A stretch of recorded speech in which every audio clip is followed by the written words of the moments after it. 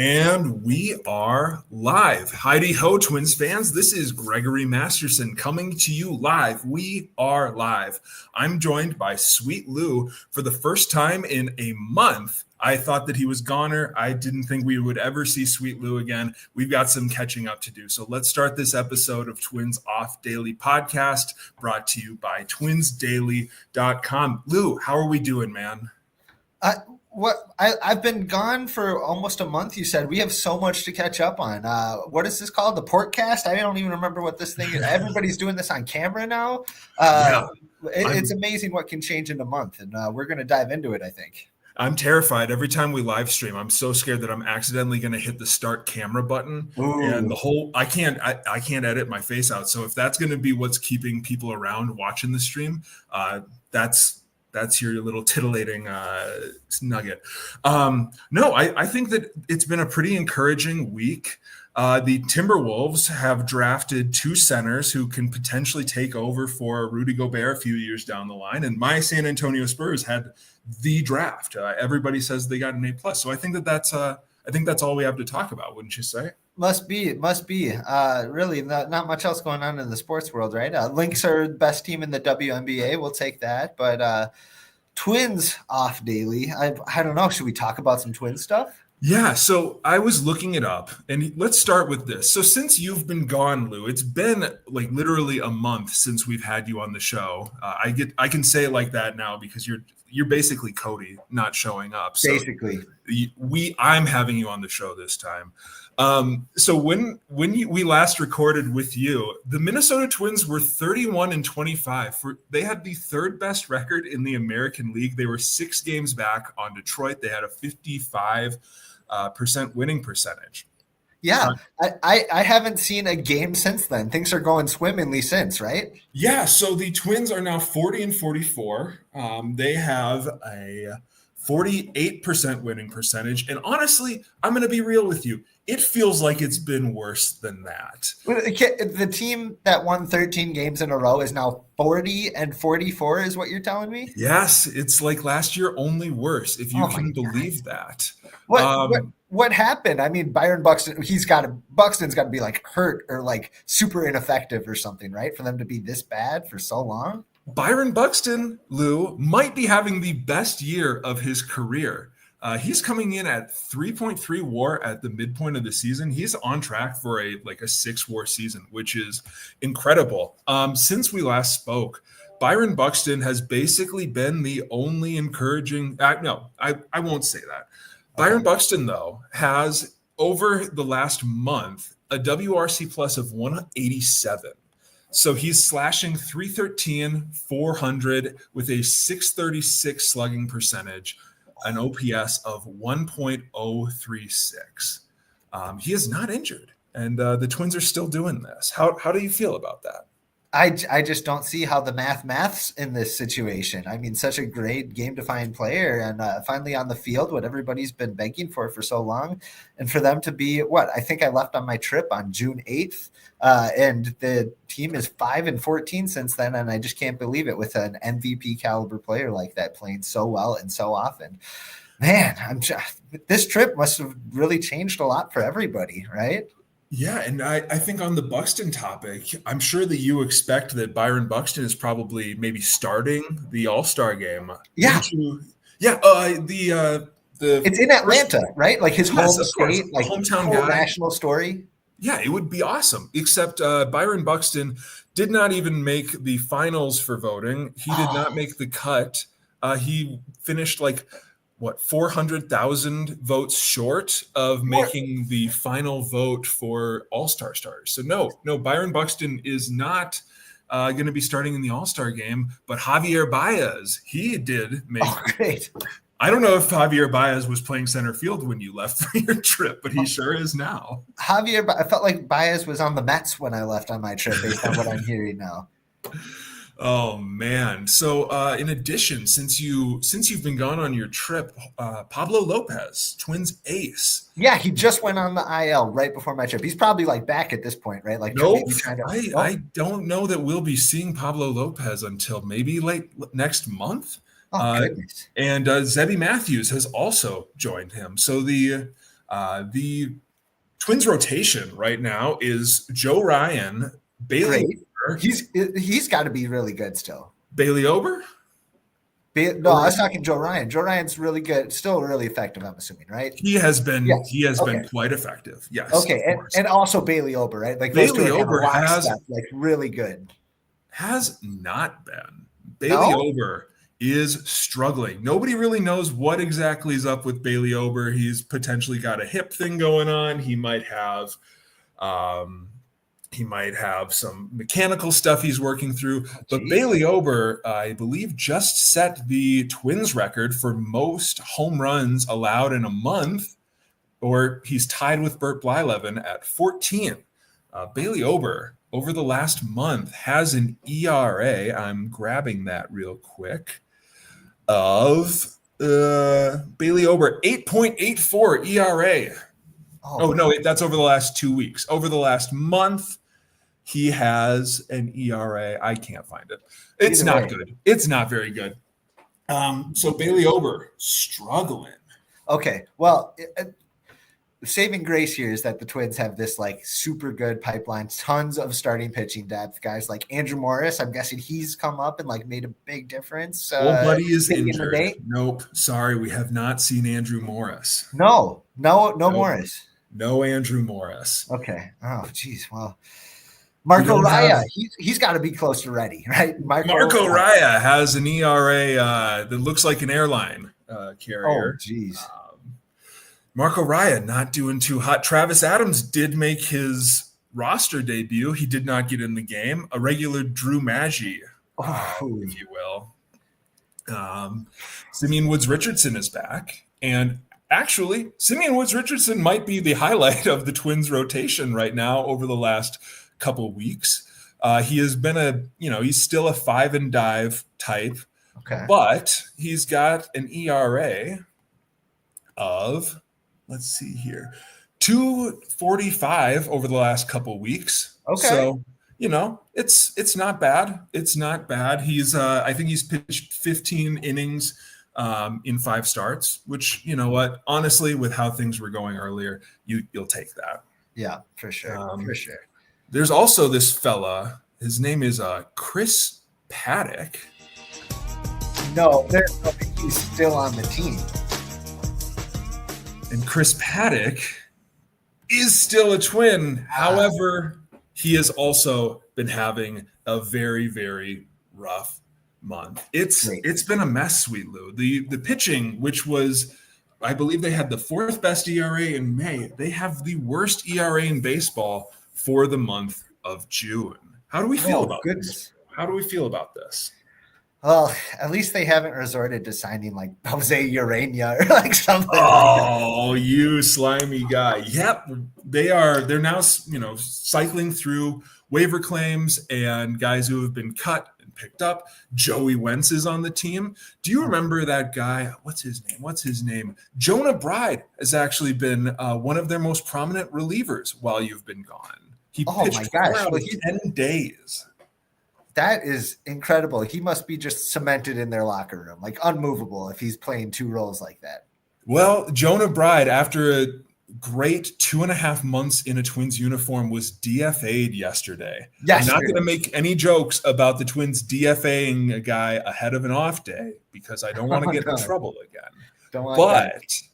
Poor Jonah Bride was DFA'd after 2.5 months, felt like 2.5 years in a Twins uniform, where he became potentially the most inconsequential player I've ever seen rock a Twins uniform for that long. Jonah Bride played in 33 games after being, traded for cash considerations in mid-April. He played 33 games. He had 80 plate appearances. He had a 5.11 OPS, and he pitched 6 innings for the Twins in garbage time. It's been a heck of a ride. Jonah Bride, wow, we're going to miss you, buddy. Greg, be honest, is he the front runner right now for your bootleg jersey of the 2025 season? I think it's got to be Jonah Bride. I think if I get a 2025 jersey, it's got to be poor Jonah Bride and his goggles. Or Jose Urena, maybe. If we ever see Jose, sure. Yeah. But that does mean that Royce Lewis probably is coming back from injury. You might not know this, Lou, because you've been gone. Yeah. But Royce Lewis strained his hamstring again. You're kidding. He was on a heater right before I went on my trip. And he was on a heater up until he strained that hamstring. Luckily, he's only been out 2 weeks. It looks like he'll probably be rejoining the Twins this week, which is encouraging. Yeah, he must have done really well on his rehab assignment, right? He went 0 for 8 with a walk, but need I remind you, Royce Lewis has never had a good rehab assignment. I don't know that he's ever hit on a rehab assignment, so that would be wild. We should actually look that up. How many hits he has? I believe that there were 2 rehab assignments back to back where it was like he went 3 for 27 and then showed up and hit a home run in his first appearance. Just hilarious. Just the most Royce Lewis thing ever. But hopefully Royce Lewis does come back. He is, his numbers on the season are still not great. But he was turning it on towards the end there. Hopefully he can keep that up. But man, it sucks. He wasn't even like running out a ground ball. Like he hit a single and he was just jogging to first base. Right. And saw it like we have so many times, him come up limping. So that was tough. All kidding aside, he was looking so much more comfortable at the plate, right? Oh my gosh. Yeah. Trip there. He was like, when he first came back from his injury, he just looked very unbalanced or uncomfortable. You know what I mean? Like a little jittery, a little a little fluid in his swing, and it was looking so much cleaner. It's a shame to hear that he's hit all this time. A little bit of we'll see what happens when he comes back tomorrow. A little bit of a newborn deer type. Yeah. Hands don't know what the legs are doing, whatever. So hopefully tomorrow when we see him come back, he'll be looking a little bit better. But yeah, so Royce Lewis coming back, that is one of the points that we can look at as kind of reassurance, or we can have a little bit of hope. Brooks Lee has looked really nice over the last month. I believe he's on a stretch right now. If you exclude the game that he came in the 9th inning and didn't bat, Brooks Lee has had a hit in 25 of his last 26 games. Our friend Cody calls it like the fakest hitting streak of all time, the most 1-for-4 hitting streak of all time. But he is he is a league average hitter now. He's hit 880 over the last month. Or not hit 880, but he's got an OPS of 880 over the last month. That's brought him up. And he's kind of solidified himself a little bit as a more everyday player. He's not really walking much at all, but over the last month, he's hitting like 300. Obviously, I don't know, I'm getting filled in on all this for the first time, but a little birdie here in my brief research says it kind of looks like since his hitting streak ended, he almost has been more productive. You know what I mean? He's had more multi-hit games and just, a little bit more production, a little more power, a little more pop. So that you think that's accurate? Yeah, I would say so. He's been hitting a little bit better, honestly, after the hitting streak ended. He's more multi-hit games. Yeah. Absolutely.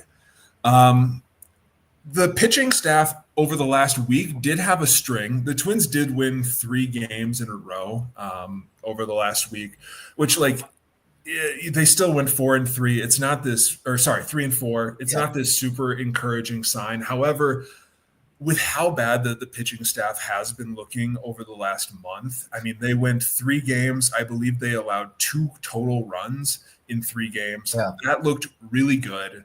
And then even last night when they were facing the Tigers on Sunday Night Baseball, they only gave up 3 runs. It's, without that, there's a Bailey Ober blow up as he continues to try and work through things in the middle there.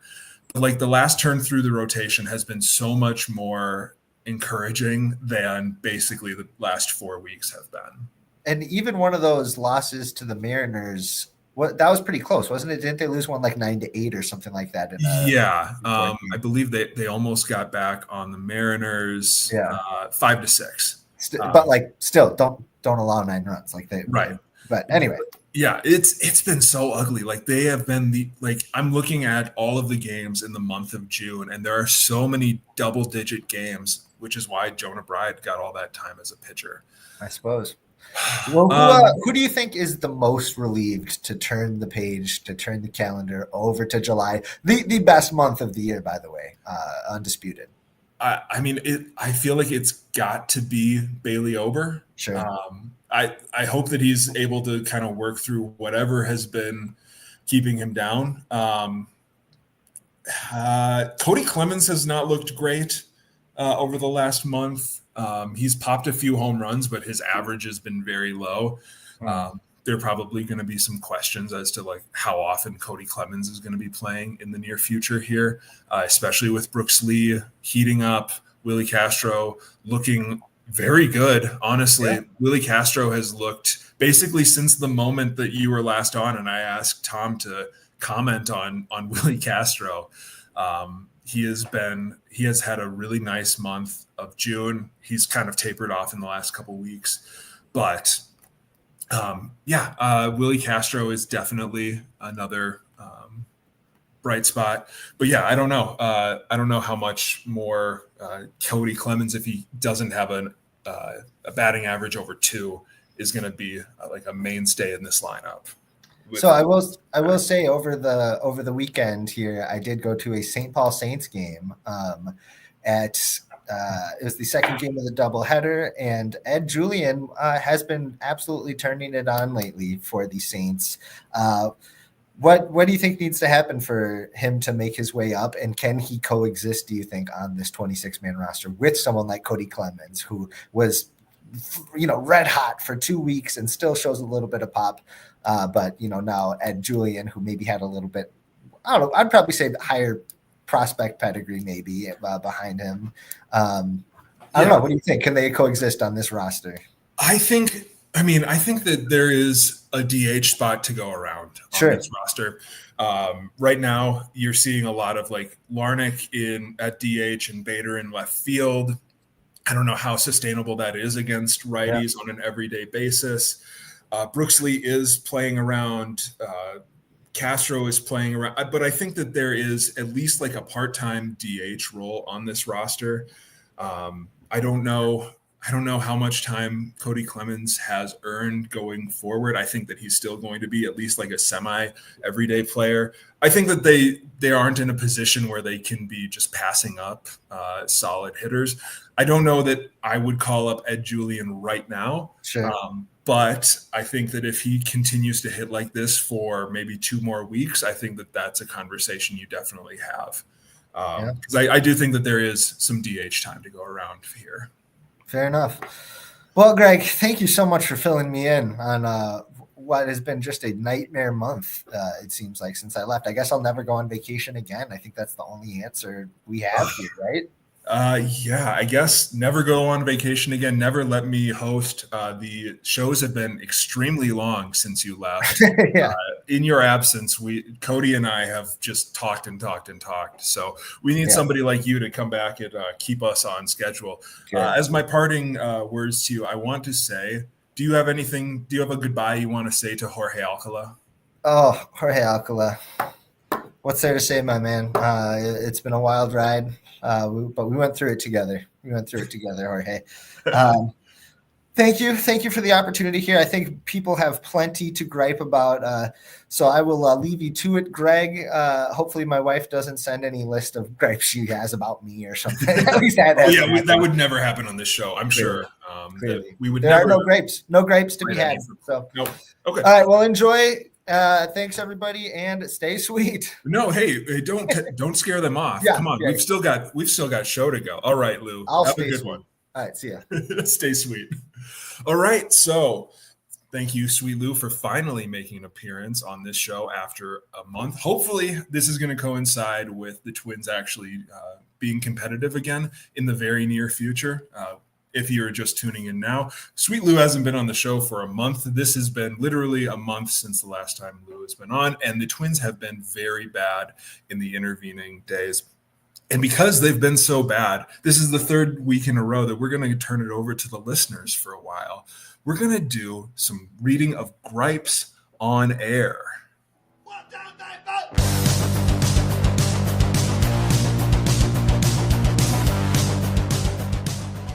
All right, so it's time for gripes. Normally Greggory's gripes, but we are going to turn it over to the listeners for a while. I'm going to read some gripes that I have solicited from Twitter and Blue Sky. If you have your own gripes, throw them in the replies on Facebook or on YouTube, and I will get to them as I get to them. But for right now, let's start over here. Over on Blue Sky, we've got from TC Nachos. Mad respect, TC Nachos. You are the guy who gassed me up to Matthew Leach at the Winter Meltdown. Was one of the funniest exchanges that I've had at those events. So I'm going to get to yours first. TC Nachos asks for a first base rant. So TC Nachos says, I don't care how good Ty France has been with runners in scoring position. I don't want a first baseman who has a 95 OPS plus. So yeah, let's talk a little bit about Ty France. I wrote a little on Ty France a couple weeks ago, basically breaking down that like he's an average-ish hitter that has been otherworldly in clutch moments or with runners on base. His RBI count is way outpacing his other numbers. He is a far above league average hitter with runners on base or in clutch situations, high leverage situations, but he has not been an effective hitter overall. And I think that there is kind of a distinction that you need to make. I do think that there is such thing as like clutch, but I don't think that it can be nearly this drawn out or this significant a difference between your kind of everyday performance and your clutch performance. And so, yeah, obviously it would be really nice to have a hitter who is more consistently above average. He has kind of been flirting around 100 in WRC plus or OPS plus. He's been approximately a league average bat, but he plays first base. He's an everyday first baseman who also does not have a ton of power. A lot of, honestly, his on-base percentage is because he is leading the league in hit by pitches with 14. So he doesn't pack a lot of punch. The issue, though, is that the Twins don't really have an heir apparent for him or an alternative. Like Cody Clemens plays a little bit of first base. Jonah Bride plays technically first base, but they just DFA'd him. Down on the minors, I mean, they brought in Mike Ford, who they, I believe, cut or he opted out. Yeah, it's really like if you just look at the position itself, it's been a kind of frustrating experience watching Ty France be just an average hitter. His defense has been pretty solid, but you know, even the best first base defenders really don't make that much of a difference with their glove over the course of a long season. It would be awesome to have somebody who is hitting better than Ty France, or for Ty France to be hitting better. I don't know, like maybe later in the year, if Aaron Sabato down at AAA continues to hit the way that he has, we could see him be an option there. But I don't see that being a reliable option this season. It's been awesome to see what Sabato's been doing. He's been making contact, which has been kind of his Achilles heel for his entire minor league career. He's hitting over 300 this year, whereas in the past he's been hovering more around 200. But I still don't think that, you know, he's ready for the major leagues right now. It would be really nice. I think that they've worked out Karska McCusker a little bit at first base. I don't think that we've seen that in a game yet.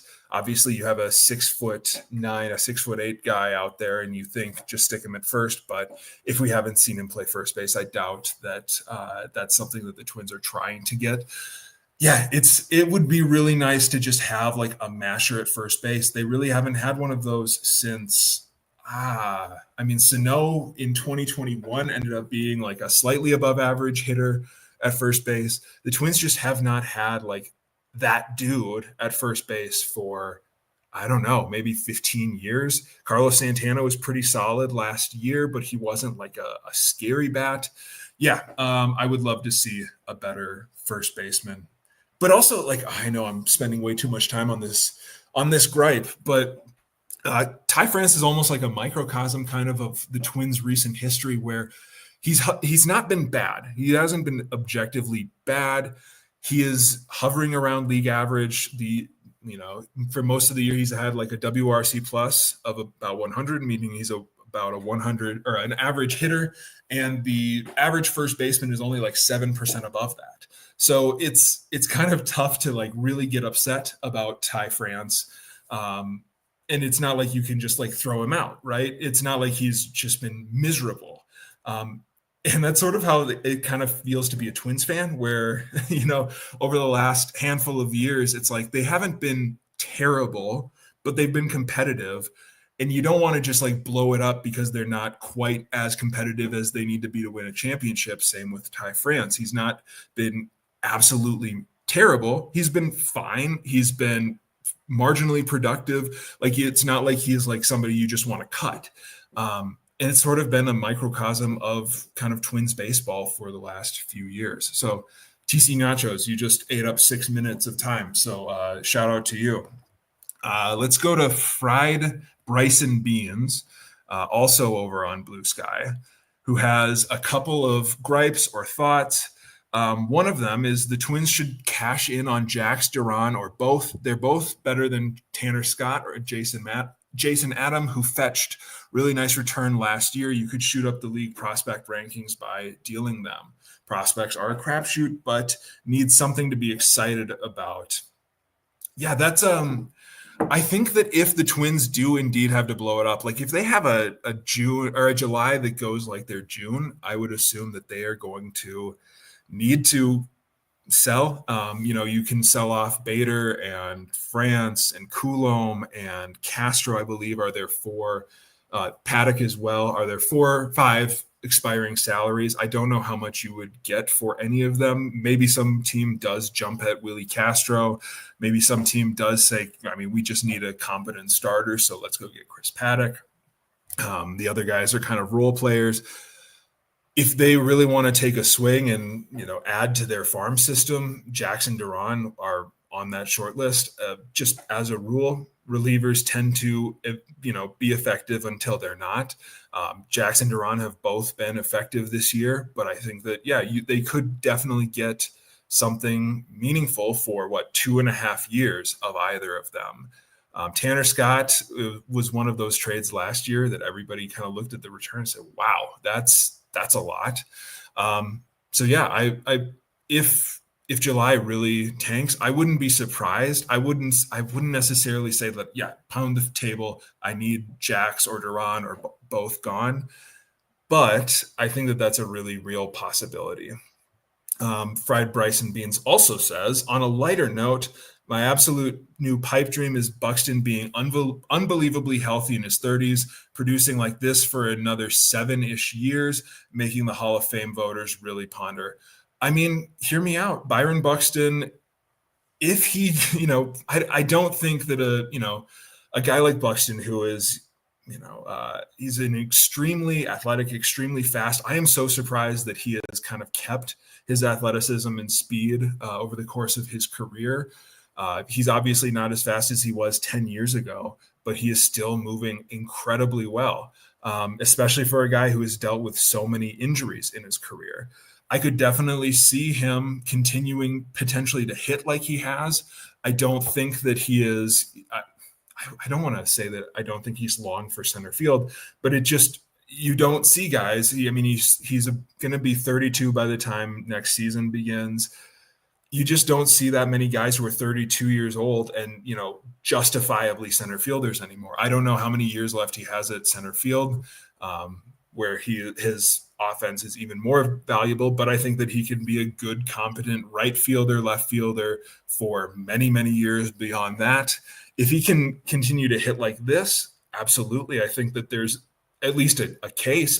Somebody like Nelson Cruz, who did not bloom until, or didn't really get much going at all until he was 28, and was mostly a DH. He's probably not going to the Hall of Fame, but I think that a lot of Hall of Fame voters would take a look at him and say maybe. And so, if Buxton does continue to hit like this, if he is healthy, knock on wood, pipe dream, like you said, fried Bryson beans. I don't know. I could definitely see that. Last one that it looks like we've got over on Blue Sky is from our site editor, Matt Trueblood. No, actually, we've got a couple more. But Matt Trueblood says, "Dear Gregg, I've gotten worse at making scrambled eggs. I used to make good eggs, but I've lost the touch. Not a scrambled egg guy. I prefer fried over easy or over medium. But I don't know how you've been making your eggs, Matt Trueblood. But if you're asking me how to make scrambled eggs, make sure to throw some milk in there. Use lowish heat. Don't burn them. Without knowing, Matt Trueblood, exactly what's wrong with your scrambled eggs, I can't really weigh in or give you any feedback. But I think I've also seen people put cream in their eggs. I have no idea. My wife likes scrambled eggs. I make them for her. She says they're good. I don't know. I don't eat scrambled eggs really. Okay, JD Kringle over on Blue Sky says the Twins should be buyers and sellers at the deadline. Let somebody else figure out Trevor Larnach. Cole Sands could be a nice addition to someone else's playoff run. We won't miss them. Bring in anyone. Show the fan base you're trying by adding good prospects in another trade, which we've never done. I don't know. That's actually something. I was out on a run last week, and I kind of thought about, is it possible that the Twins do some sort of weird like reload where they don't try to blow it up this year, but maybe they sell off some pieces, call up some guys, and see what happens. I could definitely see them, shipping out somebody like Trevor Larnach and saying our internal options can take over for him. Maybe we recoup some prospects while also going out and trading for somebody else's role player. Potentially, I could see that. I don't think that happens very often. We don't really see challenge trades at the deadline either. Sure. I don't think that that's unreasonable, JD. I do want to say, though, at the end when you said show the fan base you're trying, I know that that's kind of been a built-up kind of frustration and criticism of the front office over the last few years, is just it feels like they're not trying to improve or anything like that. I hesitate to, use those labels. And I don't agree that people should, front offices shouldn't just do something to show the fans that they're trying or to prove a point to the fans or try to get in the fans' good graces. I prefer that a good front office not do that, but I totally understand the frustration that people have with that. JD sent then a follow-up, and this is more of a gripe. Tired heckling athletes at sports games, wired being nice to pro athletes. And then he included a picture of, is that a Rosarena? Somebody handed a Rosarena a jersey from the stands and had him autograph that. That's pretty cool. I'm pro heckling athletes at sports games to an extent. I think that people can cross a line, and you shouldn't cross a line when you are heckling people. You also should not send death threats to people. Obviously, that's topical for Twins fans. I could go on a little bit of a gripe about sports betting right now, but I think I'm going to pass on that. I don't have any thoughts that haven't already been said by smarter people. If you're just joining the live stream, and if you have any gripes or thoughts you want to me to read, to react to, send them in the comments. I know we've got a few people in the room right now, so send those in. But yeah, I think I want to finish that point by saying I think it is funny to heckle athletes. I think that that's part of the game. I think that there's just a line that you cross that you probably shouldn't. I think that, schoolyard insults are funny. You will never upset me by launching a schoolyard insult at old Greg. Okay. I think that I'm out of gripes from Blue Sky. I'm going to throw in my own gripe right now. I am a huge fan of like history of the game, Negro League baseball, everything. And I noticed, and I don't know how, I'm going to actually look this up. Royals Monarchs jerseys. So the Kansas City Royals for so long have worn Kansas City Monarchs jerseys once a year to celebrate the history of the Negro Leagues. And the Monarchs are probably the most famous Negro League team. They were based in Kansas City. But a few years ago, frequently, or every year for, I can't remember how long, the Monarchs or the Royals wore Monarchs jerseys for a series or a game. Sometimes the Twins were involved in those. I know that they had worn the St. Paul colored Gophers jerseys. And now that Nike has taken over, they have some more stringent rules for what jerseys can be worn. It's part of the reason that the Twins only have 4 jerseys plus a City Connect. I've made my thoughts known on kind of the excessive rules around jerseys, I believe. But the Royals are no longer able to wear their Monarchs jerseys. This weekend, they wore a hat for the Monarchs, but they aren't able to actually wear Monarchs jerseys due to Nike and MLB's jersey rules. And I think that that's ridiculous. It's frustrating. I think that was one of the coolest things that baseball did every year, allowed the Royals to wear their Monarchs jerseys. And it's absolutely ridiculous that they aren't able to do that anymore. I have a lot of beef with the jersey rules. I have a lot of beef with the existence of City Connect's jerseys, but I don't want to get on that soapbox. Let's get back to reading some listener gripes. Logging back into Twitter to check it out right now. All right, so another gripe. This one is from John Lano. I can never remember if it's Lano or Lano. I apologize, John. But parasocial relationships with professional athletes is weird, he says. Hard to explain in a tweet, but I think it clouds judgment of a player both negatively and positively, sets you up for some possibly weird or over-the-line behavior online and in real life if you're not careful, and it can set you up for disappointment on a human level. Yeah, if you ever have like an athlete who like disappoints you, I don't know.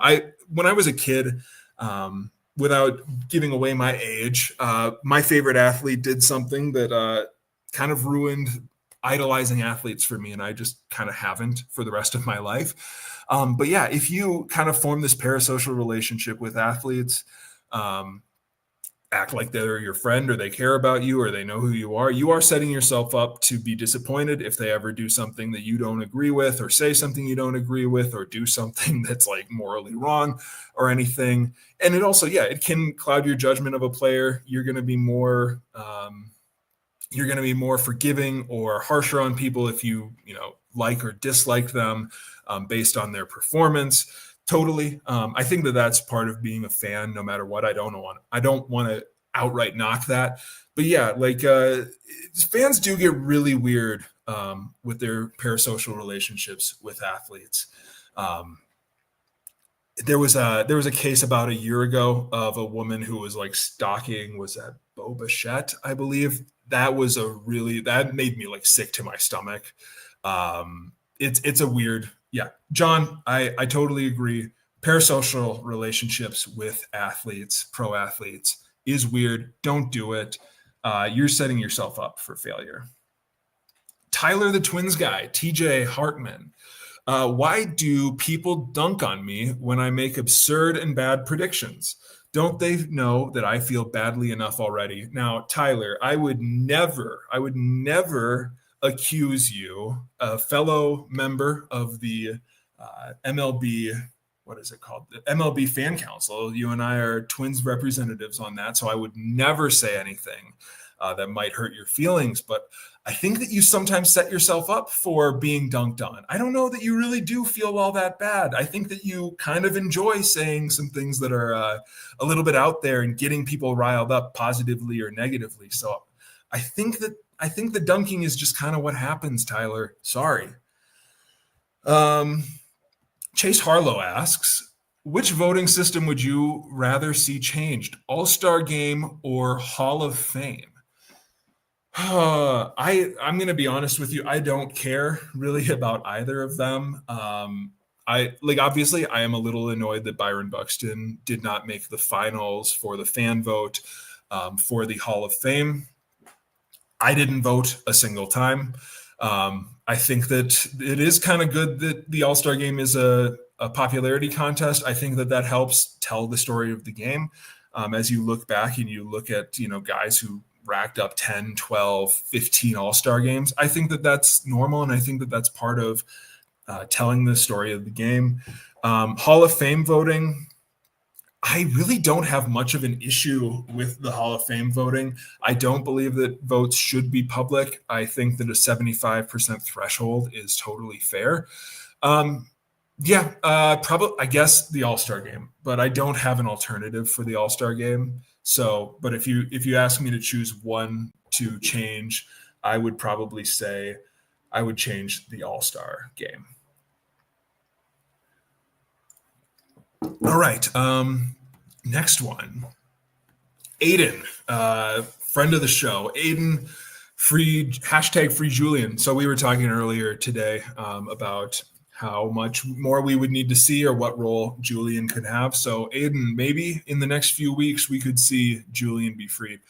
But Aiden says, my gripe and also kind of dooming is that Derek Falvey isn't as aggressive as he was in the past. And I don't know if it's an ownership thing, but it worries me that he won't do anything at the deadline again.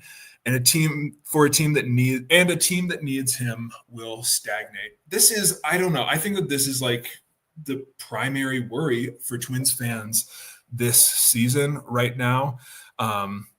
If the Twins do kind of get it back on track, given the lack of moves over the last 3 deadlines, 2023 or 2 deadlines, 2023 and 2024, they essentially didn't do anything. They added, low leverage relievers.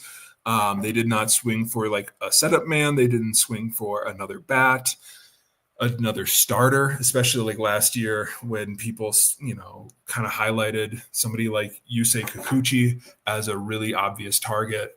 Yeah, and I don't know if over the last couple of years, I think that the defining trait of the front office has been inactivity. I don't necessarily know that that's the worst thing in the world. I think that, especially after last season, there were a lot of calls to kind of just like do something to shake up this team. And instead they, added veterans in, a 4th outfielder and got Ty France as a first baseman. I think fans were justified in saying, go out and kind of shake this up, add something significant, make a trade that'll hurt. I personally predicted that they were going to go find somebody who was like a pre-arb guy. They were going to spend a lot and, pay him the minimum because obviously, ownership is kind of the cloud that hangs over all of this in the amount of flexibility that they have on a year-to-year basis. Obviously, they do have like the highest payroll in the organization, but that's one thing. Another thing, though, is like the amount of flexibility that they have on a year-to-year basis. Which absolutely, I believe, does play into this lack of aggressiveness, both in the off seasons and at the trade deadline. It may be an ownership thing. It also is probably something that's more of a philosophical thing within the organization. We've seen the Twins really not spend any capital on, for example, rentals.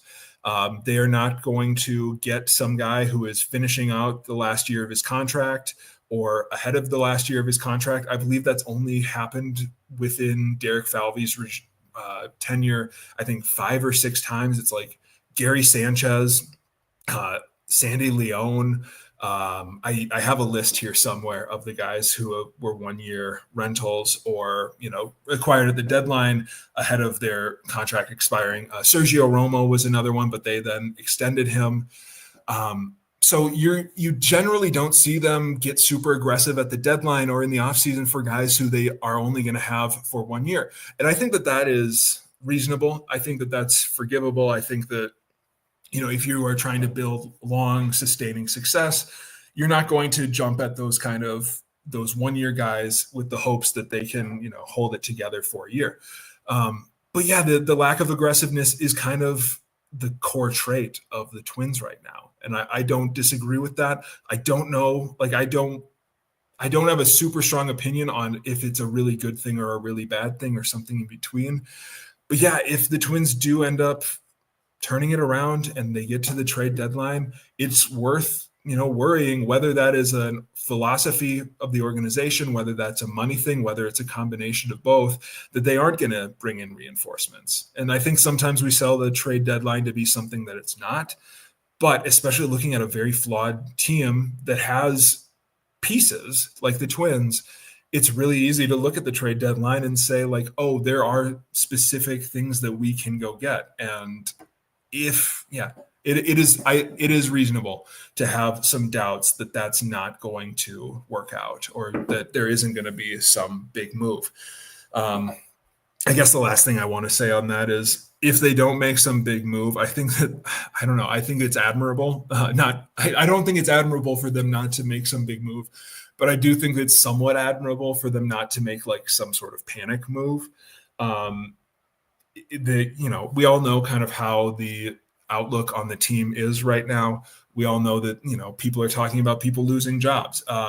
And I guess if they don't do anything, I don't want to chalk that up to not caring. I think that there is kind of a silver lining that they see, they look around and they say, well, we don't want to completely sink the franchise for years to come, even if potentially they're not going to be the decision makers going forward. I guess that was my long drawn out kind of thoughts on that. But yeah, Aiden, I think that your dooming is totally justified. I think that it is justified to worry that there isn't going to be the level of aggressiveness with this front office that Twins fans want to see. And I don't know how much of that is on the front office versus on the owners, but very valid. Thank you, Aiden. Chris Hove, a Twins Daily contributor, says, I'm just disappointed that we are wasting Byron Buxton's healthiest year of his career. Yeah, and I think this is like the third or fourth time that we've talked on this topic during the show. But man, Byron Buxton, it is so frustrating to watch the Twins kind of squander the best year that he's had, the best year that I think that Twins fans can kind of ask for, especially in his age 31 season.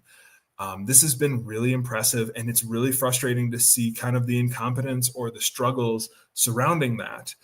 We don't know how many more years that we're going to get a Byron Buxton like this. We don't know if this is the only year that we're going to have a Byron Buxton like this, whether that's for injury reasons or whether that is just because he's getting older. He's 31 years old. He's going to be 32 next year. Players don't play at elite levels forever, no matter how good they are. So yeah, Chris, absolutely. I'm totally in agreement. It is very frustrating that we're watching the Twins kind of squander or not take advantage of the best year that we've seen from Byron Buxton. I guess second best year performance wise, like that run in 2021 when he was healthy for the first 2 months. That's potentially the best I've ever seen a Minnesota Twins player play out. Like, he was on track for like a 12 WAR season. It was incredible. So, that's definitely probably like the best performance we've ever seen out of Byron Buxton. But right now, just this consistent year, he's on track to be probably going to receive some down ballot votes for the All-Star game, which will probably trigger a couple of his contract incentives. He might see an extra $1 million or $2 million come through. Okay, I think I've run through all of them on Twitter. I'm popping back over to Blue Sky. Rye Lang, one of the biggest fans of this show, so shout out Rye, asks, is Peter really Gregg on Twins Daily? If so, he is really committed to the bit. I think Rye is asking if I am both Gregg and I'm also Peter. That's not true. We just had Peter on, 3 weeks ago. We were both active. We have different voices. Is Peter really Gregg on Twins Daily? I don't necessarily know what you mean by that. Sports Heroic Podcast in the chat. I wrote a blog about him getting the 2020 season back in mid-April. Let's see. Byron has 13 stolen bases, is it right now? He's 15 stolen bases, and 19 homers. I mean, he's almost to a 2020 season by the time we get to the All-Star break. So yeah, absolutely. Oh, cool. Sports Heroics podcast is Chris Hove from Twins Daily. Cool. Good to have you in here, bud. But yeah, I would love to see. I would honestly, he can compete for a 30-30 year. I don't know off the top of my head the last time or if there's ever been a Twins 30-30 season. If I was not solo on the end of this stream, I would probably turn it over to somebody else while I looked it up on StatHead. No free ads, but I would use StatHead to look that up. Okay, last message that I got, and this doesn't appear to be from the thread, but Baseball for Life says, "Can we forget about Wentz too?" Yeah. Oh, perfect, Chris. Yes, thank you. Byron Buxton has never had the Twins have never had a 30-30. If Byron Buxton does put it together and have a 30-30 year this season, that would be awesome. And now I guess I'm just reading my Twitter interactions. Somebody asks, can we forget about Wentz as well as Jonah Bride? I'm a little bit surprised Joey Wentz is still in the organization. We talked about Jose Urena earlier in the show. But yeah, I'm a little surprised that he's still around. I'm sure that he is on his way out soon. I don't know if we might see Randy Dobnak, Urena, or who might end up taking over that long man in the bullpen role. I guess as I'm just kind of sitting here thinking, I wonder how close we are to seeing potentially like Connor Prelip show up on the big league team. Honestly, I'm a little bit surprised that they haven't sent him up to AAA quite yet. I think part of the reason that he was at AA is they just didn't have room in the rotation at AAA. But now with the big league rotation kind of getting ransacked, got a few minor leaguers like Zebby's out and Festa is up and Woods Richardson is up and Andrew Morris is on the shelf. I'm a little bit surprised that we haven't seen Connor Prelip get up there. I'm curious if we potentially might see him, throw a few games at AAA and be in the bullpen toward the end of the season. Maybe he's a long man. Maybe he's a short reliever, what have you. I'm going to look quickly through my notes to see. And Travis Adams. Thank you, Chris, in the chat. Travis Adams did go 4 innings. It's possible we might see Travis Adams come up in that spot as well. We don't know. I'm guessing it's not going to be right away this week because they DFA'd Jonah Bride last night. I would assume that if they were also going to be throwing Travis Adams back into the big league pen, we would have seen that Joey Wentz DFA as well at that same time. But we didn't see that. So I'm guessing that he won't be up early this week if he is going to be up this week. Okay. Any other notes that I had before we sign off? We used to joke that if I ever got a podcast to my own, I would end up going 2 hours every time. We've probably going to cut this short a little bit before an hour, but I don't know. I can talk forever. Just double checking that didn't get any more gripes in the chat or on Twitter and Blue Sky. All right. I think that we're good. So thank you for checking out the Twins Off Daily podcast. We apologize that we didn't have a show ready for you early this morning. We had some scheduling difficulties, and so we decided that we were going to throw together a quick live stream instead of recording a podcast last night. So that's what this is. Obviously, this is episode 48. We have a large backlog. We've been doing this for the last year and a half.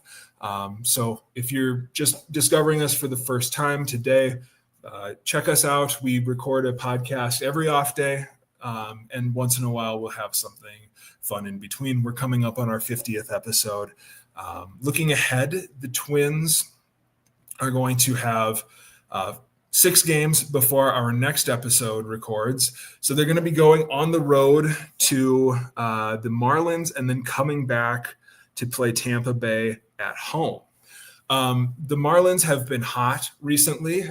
This used to be a game on the schedule that you probably had circled, or a series on the schedule that you probably had circled, as kind of a, hey, if the Twins are struggling, maybe they can get right against the Marlins. But the Marlins, I believe, have won 9 of their last 10, or 8 of their 9 or 8 of their last 10.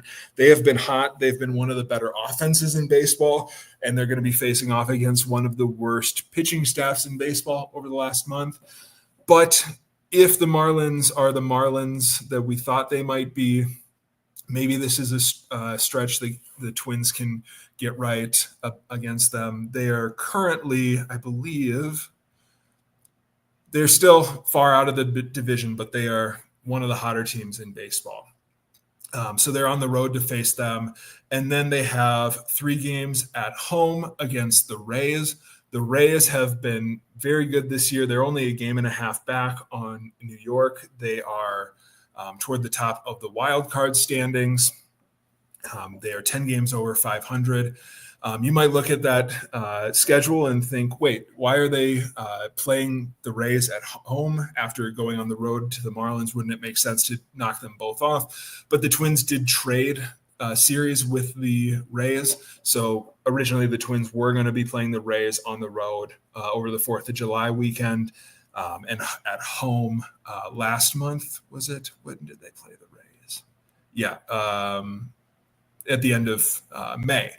But because the Rays are now playing outside and it gets real muggy and humid down in Florida this time of year, they'll be coming back. I do want to say, I think old Gregg is going to be at the 4th of July game. So if you're still listening, you're probably a fan of the podcast. I will probably be making an appearance at the 4th of July game. You guys know how to find me. I'm an exceptionally large man in a funny jersey. I don't know what funny Twins jersey it's going to be. I think it might be Brett Boone. I might be wearing a Brett Boone jersey. So if you see me at Target Field on the 4th of July, come say hi. You'll know me when you see me. Very large man in a Brett Boone jersey. There are only so many of those jerseys, a Twins Brett Boone jersey. So yeah, we'll talk to you guys again on next Monday, the next off day, July 7th. Hopefully the Twins can at minimum go 3-3 during this stretch against the Marlins and the Rays. Honestly, that would be just a sigh of relief I would have if they can just hold it together a little bit. You really hope that they don't come out like 2-4 or 1-5. If that's how they're going into July, that's going to be a really rough. It's going to be a really rough hole to try and climb out before the trade deadline. And a lot of the future of this season is probably going to be tied up in where they are at the trade deadline. If they are a long way back, you might see a sell. If they are in the mix, competitive, you might see some sort of buy. I hope to have my. Kind of report on how the Twins trade deadlines have gone in the past, done and up at Twins Daily soon. Other thing to look forward to as I wrap this up, I know this is a Minnesota goodbye for everybody. But after our next show, the following show will be on Monday, July 14th. We actually are going to do our All-Star break Podnanza again. We have 4 off days in the middle of July, and we are going to be recording and releasing episodes all 4 days. This is what you come to us for. We are here to fill the Twins-shaped hole in your heart every off day. And the 14th, 15th, 16th, and 17th, there are no Twins games. We will be releasing a podcast every time. Actually, the 14th is going to be the 50th episode, so prepare for something special. I don't know what it's going to be, but it's going to be special. Maybe we'll do a clip show. Maybe I'll stitch together some of the funniest interactions or funniest moments from the first 50 shows that we recorded. But yeah, so look forward to that. The Twins will not be playing over the All-Star break. Hopefully some of them are playing during the All-Star game, but we will be here for you. We will be recording an episode every day of the All-Star break. Anyway, without that, that's it. That's all we've got. I am going to sign off. Thank you all for tuning in. If you are in the live stream, thank you if you are downloading this after we upload it to Google, I don't know, Google Podcasts, Spotify, Apple, I don't know. Lou usually does this. I can't wait for the next show when Lou is actually running this again. I'm sure that you all can't wait for it either. But let's sign off. This is old Gregg wishing you a great week, and remember to stay old.